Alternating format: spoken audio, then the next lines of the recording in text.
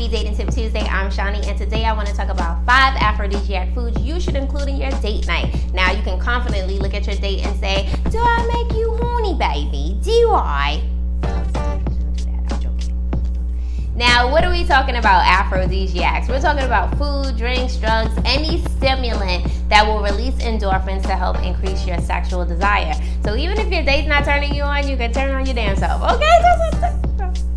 Now, first up is oysters. Make sure your date is not allergic before you plan a trip to the oyster bar. It is sophisticated, it is sexy, I guess the slurping. But you'll notice that it's also very budget friendly. So if you're walking around the city, you'll see a lot of happy hours that include oysters, and you can add a little champagne.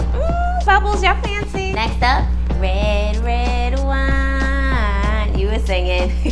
Alcohol in general just makes us hornier and looser anyway. But the antioxidants in red wine will stimulate blood flow, causing us to relax. And so heading to a wine bar could be quite the date. And if you're really fancy, go to a winery. Oh, I wanna go. Next up is strawberries. And you know what, let's throw in the dark chocolate as well, right? Because you usually don't have one without the other. You might want to make sure your date is cool with fruit and chocolate. Some people don't like the mix.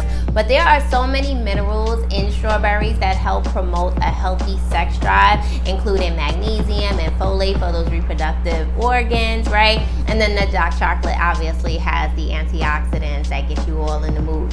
One thing I would recommend for a date would be like a cool like DIY. You can make your own chocolate covered strawberries.